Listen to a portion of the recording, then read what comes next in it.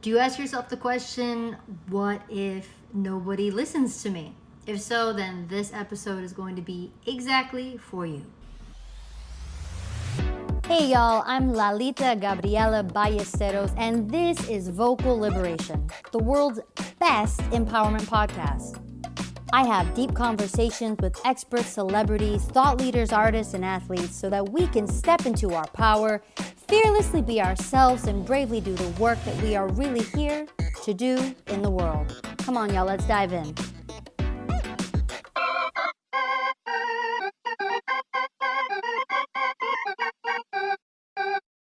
Journaling earlier today and had this idea around this new series I wanted to do, and all of a sudden I started to feel really heavy about it. And what I know to be true is that when I feel something like that come up, it's important to listen to it. It's a conversation. It's an indication of something.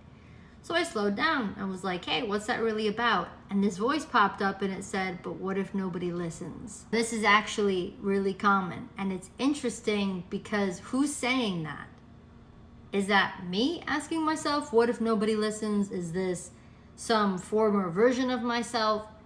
We don't even need to go into the psychological analysis of it. Just a recognition that that's not my voice. That's not my true voice. That's part of me speaking up from a past experience of not having been listened to. Then we ask ourselves, okay, then if that was my past experience, how today can I ensure that other people listen to me? Here are some of the ways that I find that are really effective. First things first is knowing your audience and knowing yourself. So often when people feel like they've landed upon a truth or they have certain expertise, especially if you're in the creative spaces, especially if you consider yourself a healer of some sort or wanting to help transform the lives of others, what ends up happening?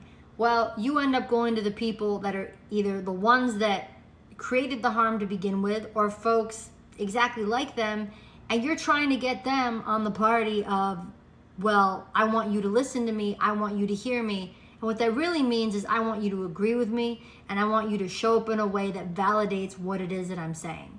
Now, I'm not saying you're wrong or right to want that. I've wanted that. What I know to be true is check your audience. That's not the right audience. If I'm selling, for example, the belief around inclusion and love and warmth, and I roll up and go to some hate group and I'm saying, hey guys, we need to accept everybody, me included, wrong audience. They're not open to that. Doesn't mean that at a certain point they won't be, but is that the best use of your efforts? I can hear some of y'all saying, no, but those are the people that need it the most. I hear that.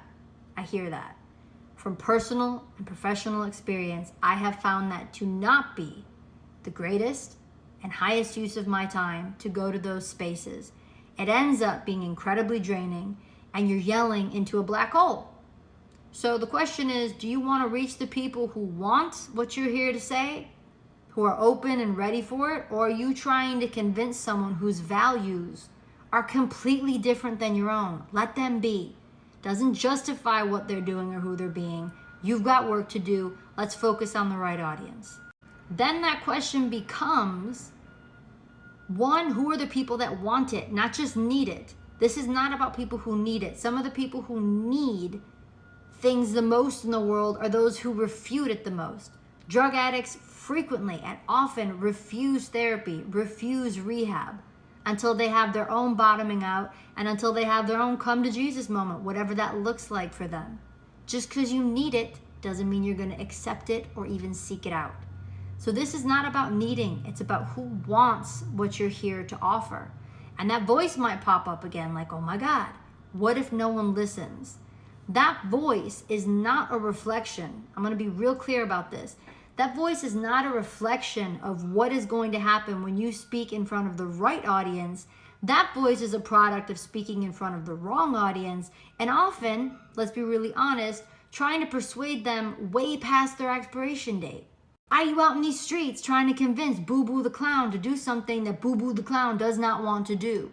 Because you think it's morally just, because you think they should think like this. Over time, those individuals may change, but if you are overextending yourself, trying to convince Boo Boo the Clown of what you think he needs to do, or she or they need to do, That's where that voice comes from, because you've had the experience of speaking, of taking one of your most valuable assets and trying to convince people with a different value system of what you think, of what you believe would really help them. Especially if you're someone that you find yourself to be nurturing, right? And you really want to help others and make them feel better.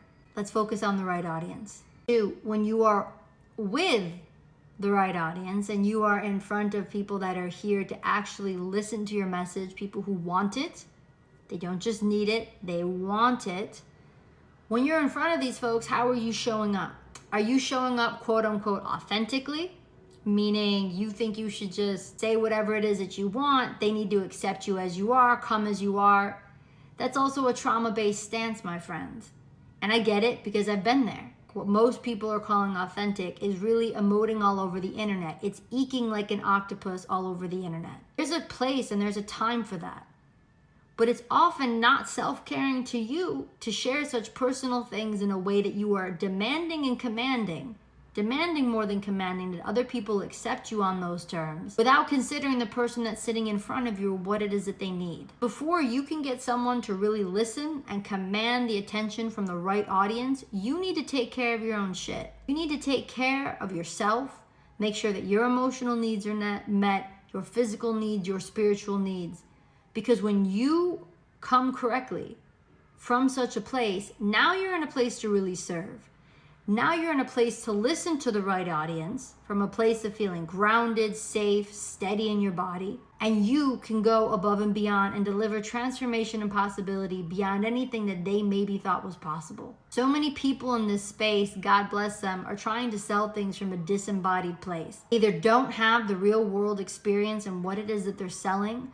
They maybe read something in a book that sounds good, or they're really good at selling it, but not necessarily good at creating the service from it. So what do I mean from that?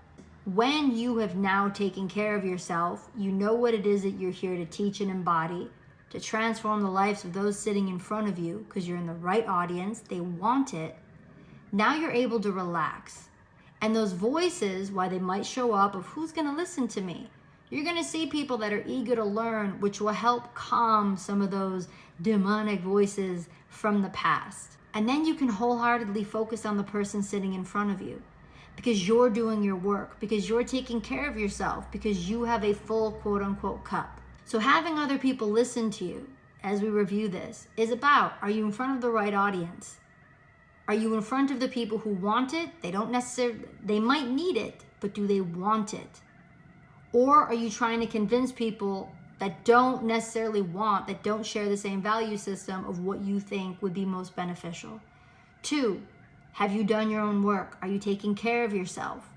Or are you showing up in a way that mandates that other people take you as you are, regardless of how it is that you show up? That's a distraction to people.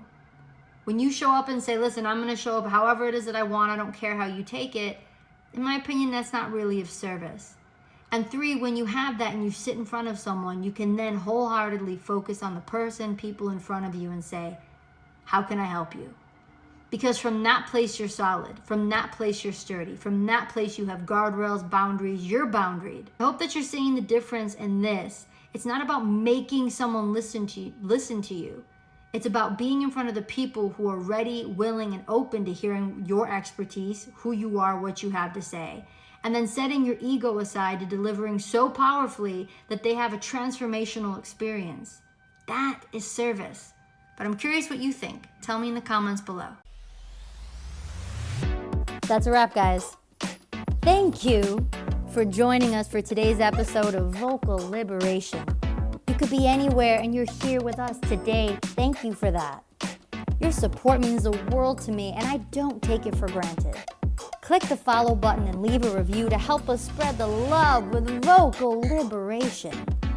If you're looking for support to free your voice and do the work that you are really here to do in the world, apply for a complimentary call with me using the link below.